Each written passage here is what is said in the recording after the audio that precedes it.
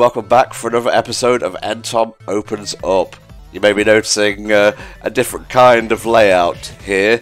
That's because I need a lot more real estate for what we're going to be opening up today. In fact, if you just let me go over here, we are going to be checking out the Lego Sonic set. Been very excited to open this bad boy up. The fan designer behind this is Viv Grinnell, and thank you very much for bringing a Lego Sonic to life. It's been something of a dream for, I would imagine, a lot of Sonic fans for a long time now. Why don't we go ahead and get started? And what I'm actually going to do is, since this will take so long to build, we're going to do a time lapse, and I'm going to cover with all the latest Sonic news and whatnot. So why don't we get started? Okie dokie. This opinion section isn't going to be super long, mostly because I'm able to condense my thoughts down into quick bursts. But I'm going to kick things off with Sonic the Hedgehog 2, because not only was that a fantastic cinema experience, it's also the reason why I wanted to do this Lego Sonic unboxing in the first place, you know, just to celebrate the movie's release and whatnot. I essentially thought it was a much better film than the first one, which I also really enjoyed, but that was kind of like a boilerplate family film plot with Sonic grafted onto it, with like a few changes here or there to make it feel more organic. Which isn't to say that was bad, it let it feel a lot more solid than the sequel. The sequel is a lot crazier with what it attempts, and I will say the pacing does suffer a bit in the middle, mostly because they have to shoehorn in the human characters, Tom's wife's sister, I think her name's Maddie, the wife, not the sister. I think the sister's name is Rachel. And yeah, there's this whole wedding thing, and we all know at this point, we all know about it. It goes on for a little bit too long, but I enjoyed it. Even that low point of the film, quote unquote, was enjoyable. The high points for me were definitely like the lore, especially with how they handled the Chaos Emeralds and whatnot. There's going to be spoilers here going forward, so, you know, just a quick heads up and whatnot. But the fact that the Chaos Emeralds and the Master Emerald were one and the same to begin with, and then the Master Emerald breaks, the Chaos Emeralds come out, Sonic becomes super, defeats the Death Egg Robo, and then the Chaos Emeralds fly off, with Knuckles reconstituting the Master Emerald into its own thing. That's really interesting. I don't think we've ever had like an origin story for the Chaos Emeralds before in the series, so definitely interested to see what they do with that going forward. Action-wise, the film is a huge step up from the first film, which I thought was actually pretty good action-wise, but it felt a bit muted. Here they basically go balls to the walls. You've got, you know, the Labyrinth Zone set piece, Super Sonic versus the Death Egg Robo, which is short but very, very sweet. Sonic versus Knuckles, obviously, and then all the stuff in Siberia. That's awesome.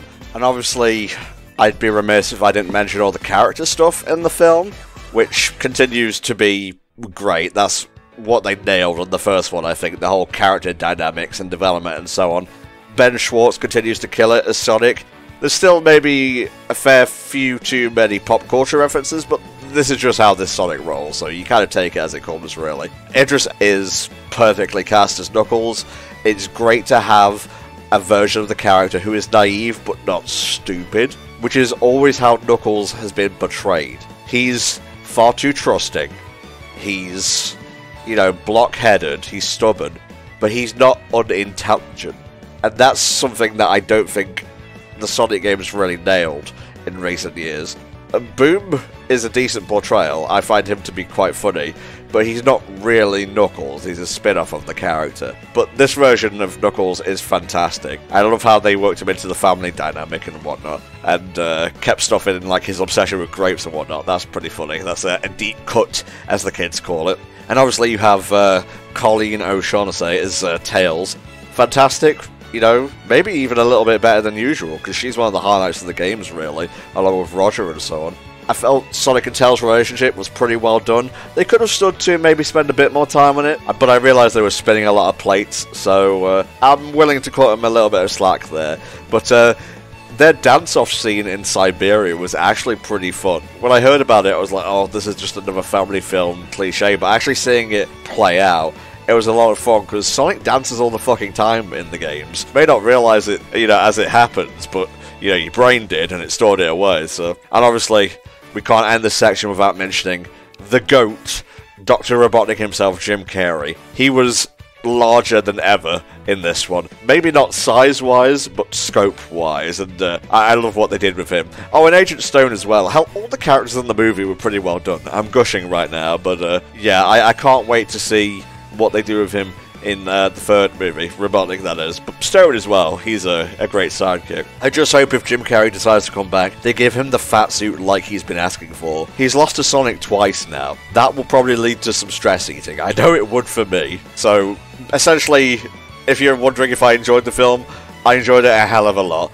And I would say my only nitpicks are, like, it could have been, like, maybe 10 minutes shorter, shaved down the wedding stuff, because what's there is fine and I enjoyed it, but it does go on a bit longer than it needed to. Some of the CGI in Siberia, with Eggman, I think the green screening was a bit iffy, but overall I thought the CGI was massively improved. I don't get the complaints there at all. And I think, going forward into the third movie, which they've already talked about, regarding Shadow, the writer has talked about how Shadow is emotionally damaged, so to speak, and Sonic isn't going to be able to charm him the way he charmed Knuckles. So I think hopefully we're going to go a little bit darker for the third film. You know, while still keeping it kid-friendly and whatnot, but guns introduced and Shadow's here. So I think it's time for the films to become a bit more mature, saying we can handle swearing and whatnot, you know. But overall, I give Sonic the Hedgehog 2 an 8.5 out of 10. Only really let down by pacing and a few iffy green screen scenes here and there. I can't wait for Sonic the Hedgehog 3. And the next thing is Sonic Origins. We finally got a release date for it. We got a trailer, you know, going over all the features and whatnot. And we also got a Ubisoft-style chart detailing just how you can give money to Sega. You know, back in the day, it was always like, oh, you pay this amount and you get the whole thing. But no, Sega being so innovative, they were like, you know, you can get it like this, or you can get it like this. It pissed a lot of people off, and honestly, I don't disagree. I'm going to go with the special edition, which is like 37 quid, I think. Which one could argue is pretty expensive, considering you have like 4 Mega Drive games, even with all the added features and whatnot. You know, the cutscenes they've added in. But, yeah, a bit of a furore, a bit of a to-do with Sonic Origins, which, a bit disappointing, because they had so much goodwill built up with, the release of Sonic the Hedgehog 2. The movie, again, not the game, it's quite confusing. Only to nearly piss it away. But I think, like, level heads prevailed, and people were like, oh, they aren't just like dumping ROMs onto this, you know. It's actually using, I believe, the Taxman engine is the correct term. We have people from the Mania team actually working on the 3K remaster, which is amazing. We don't know like what the music's going to be like, whether it's going to be the Michael Jackson score or it's going to be new stuff. I think it would be really cool if Tia Lopes made some not Jackson-esque songs for the collection. I think that would be really cool. Origins looks like a decent collection to me. Maybe a bit too expensive. I would probably lop off 5, maybe 10 quid. But I'm definitely going to be picking that up. And it actually drops on June 23rd, the day of the second HellfireComms Sonic-a-thon for Child's Play. So I'm going to be downloading that on the morning. We're kicking the marathon off for charity with all 4 of the classic games, funnily enough. So when you see me kick off the marathon, I will be playing the Taxman version of the game on stream, and also I'll be playing the 3K remaster for the very first time on there. So that's going to be amazing. Can't wait for that. And finally, just a bunch of like stuff floating around about Frontiers. There's rumours that like Tails and Shadow are going to be playable. There's rumours that there's going to be like movie skins for Sonic and Knuckles and so on, which is a bit weird that these rumours wouldn't mention Knuckles playable if there was a Knuckles skin, but hey ho. And there was also stuff like a Sonic 5 rumour, which, you know, I'm not really sure I agree with right now, but that would be cool. It would be nice to have another 2D game. You know, I'm kind of blathering now, but that's all Frontiers is right now, it's just rumours. Maybe over the course of the summer we'll get to see some footage finally, but the fact that they're willing to, you know, work on it for as long as needs be does inspire confidence. I'm willing to give Sega the benefit of the doubt on this one. Call me naive, but I've been with this franchise since nearly the beginning. I've seen ups, I've seen downs, I've seen everything in between. So I don't think cynicism is a very good stance to take from the get-go. Give them chance to let you down on a project. You know, you gotta take it as it comes. If it turns out bad, Hey, cynicism a go-go, baby. But in the meantime, I'm going to remain optimistic. And that's basically all I have to say about like the Sonic news and whatnot. Like I said, I get this thing done as fast as the Blue Blur himself. So why don't we go ahead and actually do the Q&A section while the build's going on here. It will just help keep things schmoving and whatnot. So let's get to it. First question comes from Goldmember. If you could improve the NSO, that's Nintendo Switch Online, how would you go about it? Well, first of all, I'd lower the cost. You know, it's still cheaper on average than Microsoft and Sony's fare, but I don't think it's quite at the sweet spot just yet. And then I'd put GameCube games on there, because I'm fucking tired of waiting for GameCube games. I want to play fucking, like, I don't know, Gotcha Force or something on there. Stuff I never got the chance to play as young Tom 64, or teenage Tom 64, I guess. But, you know, maybe I'd, you know, give it a shot if it was on here for free. Oh, and maybe add in, like, I don't know, private servers for stuff like Smash and so on, so we're not just playing P2P, etc. That's how I would improve the NSO. Thank you, Goldmember. Shadow Reaper asks, since the Harry Potter LP just ended, well, you can tell how far this backlog goes. Tell us how you found out your Hogwarts house. On Pottermore, if I recall correctly, I've been a few of the houses. I think I was Gryffindor at first, then I was Ravenclaw, or those two might have been reversed. But I think overall my house would be Hufflepuff, because I'm not super brave, I'm not smart, not really cunning.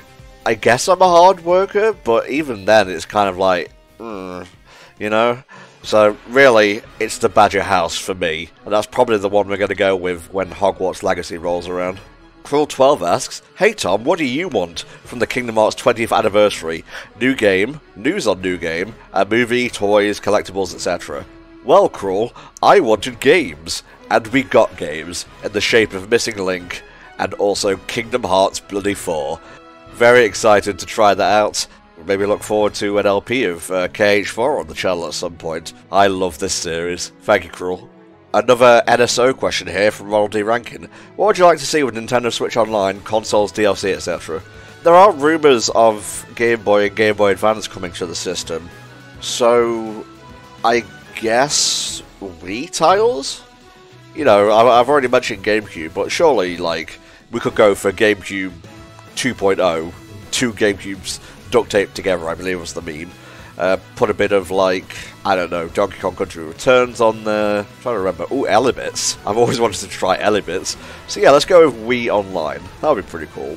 Mario Kart Wii Online. That would be amazing. I just made myself sad now. I miss that so much. Another Goldmember question. If you could pick up one dormant game IP to be revived, which one would you like to see?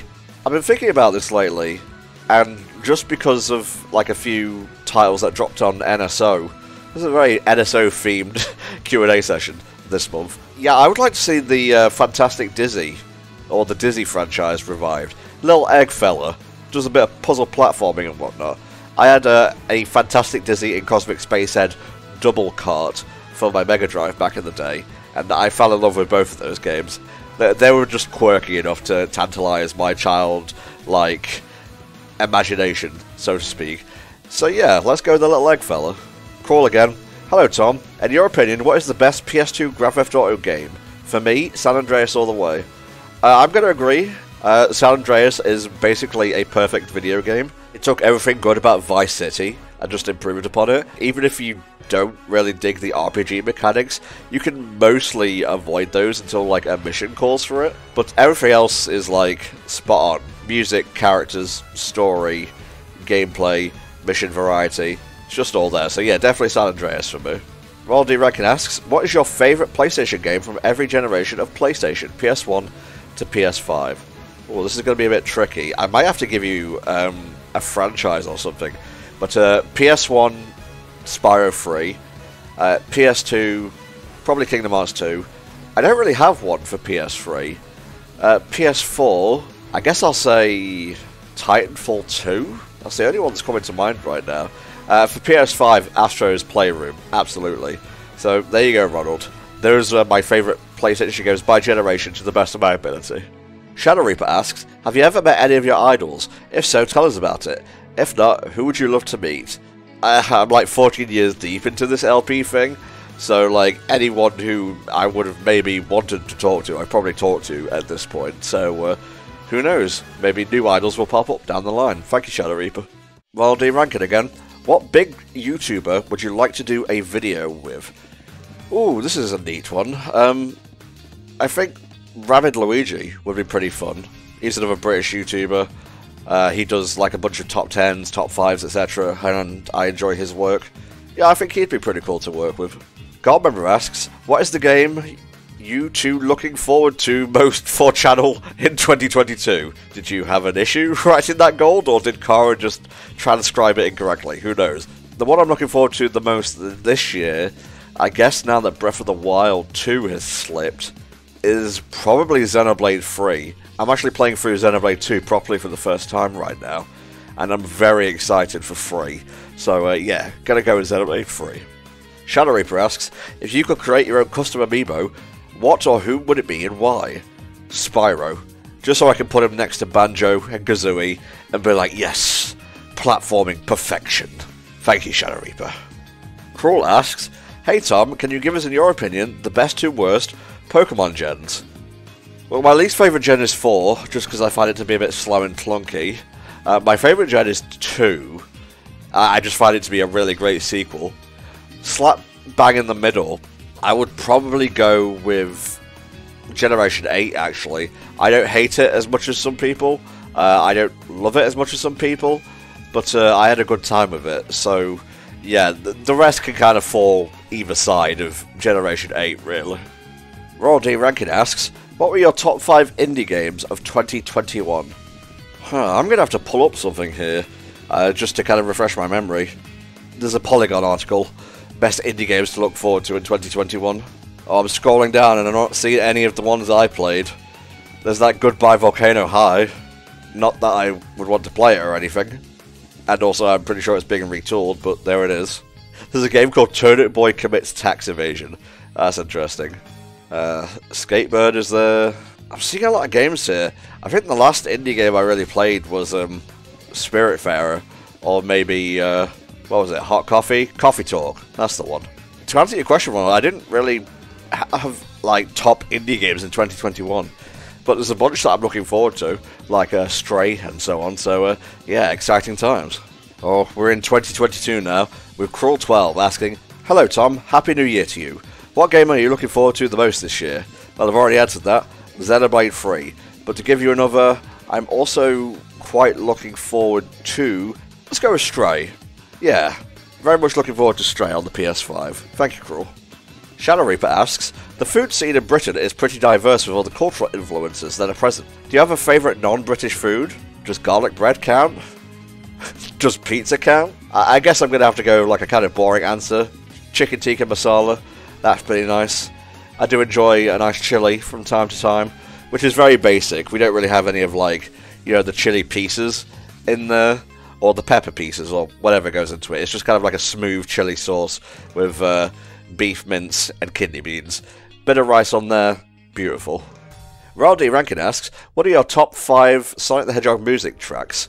I can't tie it down to just 5 tracks, so I'll give you 5 soundtracks instead. Sonic 3 and Knuckles, Sonic Colors, Sonic Adventure 1, Sonic Unleashed, and let's see, let's go with a bit of a wild card for number 5 here. Sonic and the Secret Rings. Underrated game, baby! Goldmember asks, what's your favourite Gen 9 starters, and what is your opinion of Gen 9 so far? I know you said all there, but I'm going to give you both. Well, my favourite Gen 9 starter is Fuecoco, obviously. I love that little guy. I like what I see of Gen 9 so far, conceptually anyway.